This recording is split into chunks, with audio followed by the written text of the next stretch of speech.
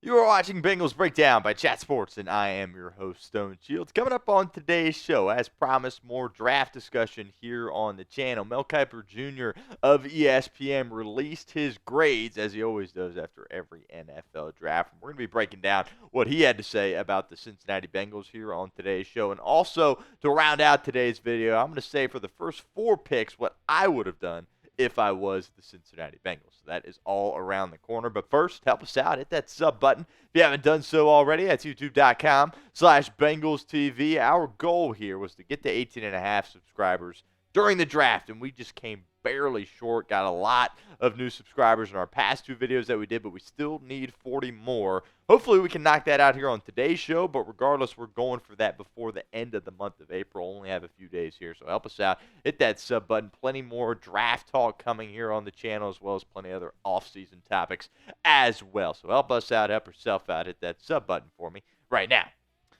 So as I mentioned, Mel Kiper Jr. is back again with his NFL draft grades. He graded all 32 teams here in the National Football League, and the only team that got an A+ was your in-state rival, the Cleveland Browns, which with the 2-quarterback thing, Dylan Gabriel in the 3rd round, I kind of find it hard to believe that they're an A+ grade, but I digress. That's really neither here nor there. He viewed the top needs for the Cincinnati Bengals to be edge rusher, linebacker, safety, and offensive guard. No issues with those needs at all. Obviously, Cincinnati failed to address one of those positions, which we will get into on today's show. But overall, he gave the Bengals a C, and if you remember from our grades video, I gave the Bengals a B-. By the way, make sure you guys check that out on our channel if you have not done so already.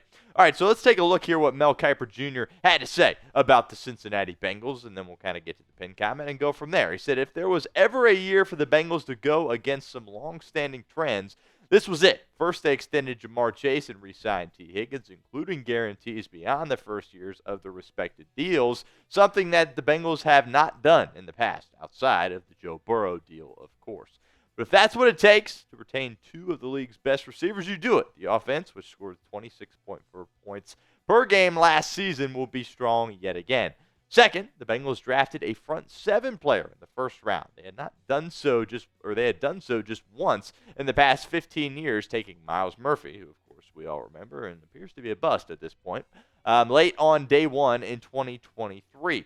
No other team has taken fewer than 3 defensive linemen or linebackers in round 1 over that time. I'm not sure Cincinnati had a choice. The defense likely cost it a playoff spot last season. 25.5 points allowed per game. Burrow and the Bengals lost 4 times while they scoring 33-plus points. Still pretty hard to believe, even as we sit here in April. Trey Hendrickson, who had 17.5 of the team's 36 sacks, requested a trade, and his future is still in question. But Hendrickson or no Hendrickson, the Bengals had to land an effective pass rusher, and they had to do it early with only 6 picks in the draft. Doesn't seem like really Mel Kiper had too many issues with Cincinnati's pick. We'll get into more exactly what he had to say about Shemar Stewart in particular, but first I want to hear from you guys in the comment section of today's show. Do you like the Shemar Stewart pick? Let me know. I know some of you guys, a lot of you guys, maybe even myself included, pretty frustrated with the pick. But let me know in the comments of today's show. Type Y for yes or N for no. Specifically in regards to Shemar Stewart, this is what Mel Kiper Jr. had to say. He said, Shemar Stewart has all the explosiveness and power you'd want in an edge rusher. He rockets into the backfield, but the 4.5 career sacks mean there is still a projection. Can he put it all together in the pros? He said the ceiling is very high, and he will be given every opportunity to reach it. The Bengals don't have much opposite Hendrickson. I rank Stewart 27th overall. Obviously, there were some questions on why Cincinnati went with such a risky guy in Shemar Stewart when they had so many clear and obvious needs on their football team. But it doesn't seem like Mel Kiper hates the pick of Shemar Stewart. And again, I don't hate the pick either.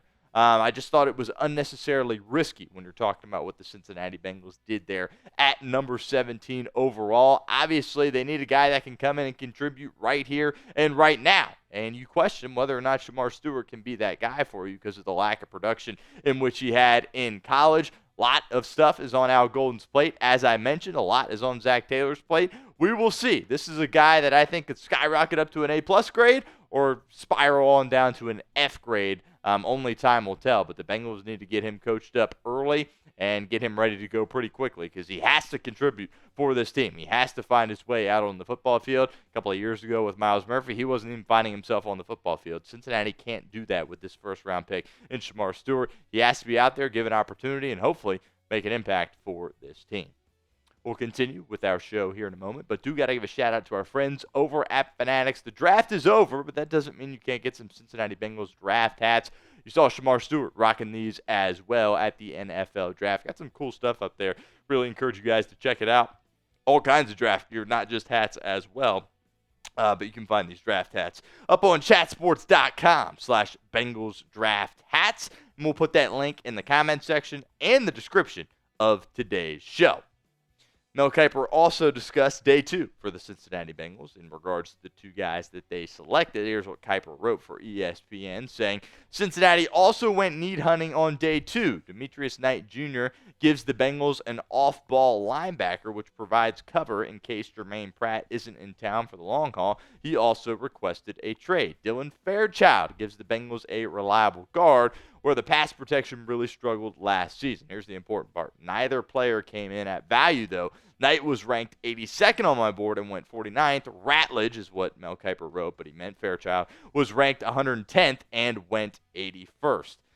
I kind of was wondering on this night 2 of the NFL draft, if Cincinnati kind of panicked here at the spot when they said, Jahad Campbell went in the first round, Schlesinger went to Cleveland as the first pick in the second round. We really need a linebacker. Maybe we reach a little bit here on Demetrius Knight Jr. That was kind of my concern initially, talking about Demetrius Knight Jr., but then I sat and listened to Al Golden talk so highly of Demetrius Knight Jr. That kind of got my hopes up a little bit more. Again, check out our grades video. I gave this grade, this pick in particular, a B- grade.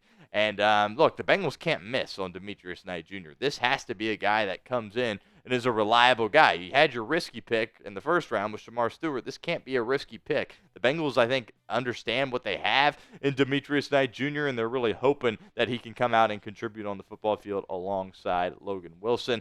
Still leaving it at a B- grade. There's a lot more that we need to find out about Demetrius Knight Jr., but it does appear to be a bit of a stretch, especially per Kiper, given his rankings. Dylan Fairchild, on the other hand, this was a great pick, in my opinion, especially kind of where the draft sat at that particular point, right? You had 2 picks, and you had yet to add an offensive lineman. You had to take a guard here at this spot. In my opinion, Dylan Fairchild was the best one available. Again, Kiper said it was a bit of a reach as far as where he was projected to go, but I think Dylan Fairchild's an unbelievable player, and I think he's going to have a great career here in Cincinnati, and I really like this pick a lot. And this, at the time, was probably my favorite pick that Cincinnati made. Not probably, it was. And then there's another pick that we'll discuss later in the draft that I really like for Cincinnati too, but I think the Bengals have their guy here in Dylan Fairchild, and I'm excited to see him in stripes.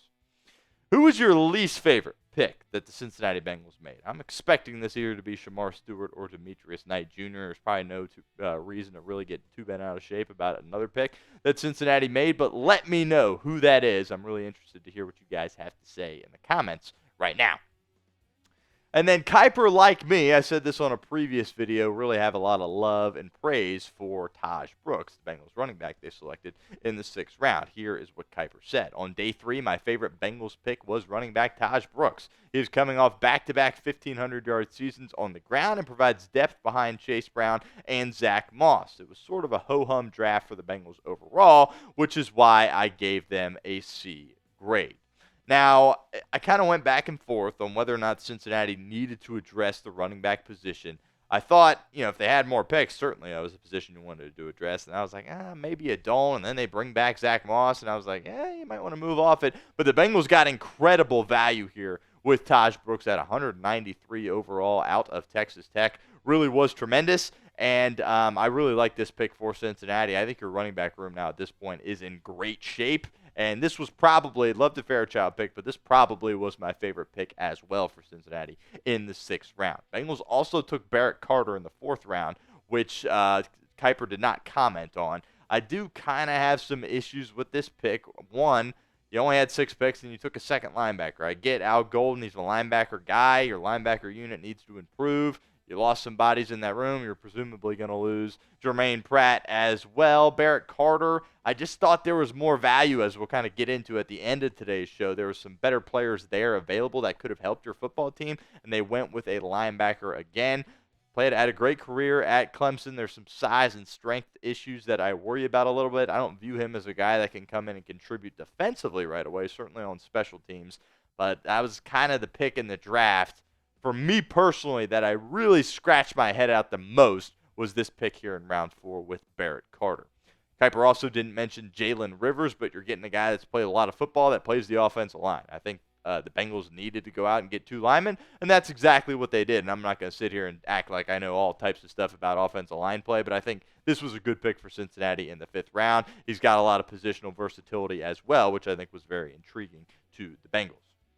All right, now I'm going to break down here what I would have done if I was the Cincinnati Bengals. Before we get going here, I do just want to make a note that it's not just the 4 guys. This isn't a mock draft, right? My 2nd round pick is what I would have done based on the 1st round pick that Cincinnati made, not the 1st round pick that I would have made here, if that makes sense, if you're following me there. But no surprise here for anybody that watches the show. Malachi Starks was sitting there. He was available to you in the 1st round at number 17 overall, and the Bengals passed on him. I thought he would be a guy that could come in and be a safety for you, a star safety for you right away, and instead he goes to the Baltimore Ravens. That is such a classic Baltimore Ravens pick. And unfortunately, it's the guy that could have been on your football team, and now I worry that he's going to be giving Joe Burrow and this offense some trouble for years to come. Also on the board, though, I do want to make note before we move on, I would have loved Gray Zabel, Derek Harmon, and Jihad Campbell. Those 3 guys, along with Malachi Starks, were all available. I would have been ecstatic at those 4 guys. Cincinnati obviously had a different direction in mind and did go with Shemar Stewart. It'd be interesting if Walter Nolan was still on the board. He actually went 16 overall, 1 pick before Cincinnati. I definitely would take Shemar Stewart over Walter Nolan. So it'd be interesting to see if Walter Nolan was still on the board, if they would have went with Nolan or Stewart.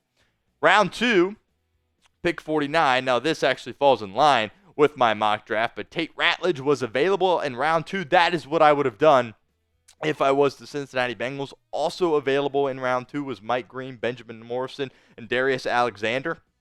3 guys that I like a lot. Obviously, you have the off-the-field concerns there with Mike Green. And despite the fact that you took an edge rusher in Shemar Stewart, if you could have gotten Shemar Stewart and Mike Green back-to-back edges, shoot, that's a lot of talent right there and a lot of high-ceiling guys right there with those 2. But obviously, Green slipped quite a bit here in this draft, which I think teams, had some questions on, what exactly those allegations that he had and maybe what actually transpired. But regardless, Cincinnati does not go with Tate Ratledge in round 2. That's what I would have done. Now, this is where me and the Bengals are in line here in round 3. I would have taken Dylan Fairchild in that spot. Again, based on what they had done in round 1 and based what they had done in round 2. You had to take a guard there in the 3rd round because you didn't address it in the first 2 rounds. Fairchild, in my opinion, was the best available. Great pick there. Now, for round 4, I would have went with Lathan Ransom. We talked about that early on at a short that went out for you guys on YouTube early on in day 3, saying, hey, Lathan Ransom should be top priority here for Cincinnati. The Bengals, of course, didn't draft a safety.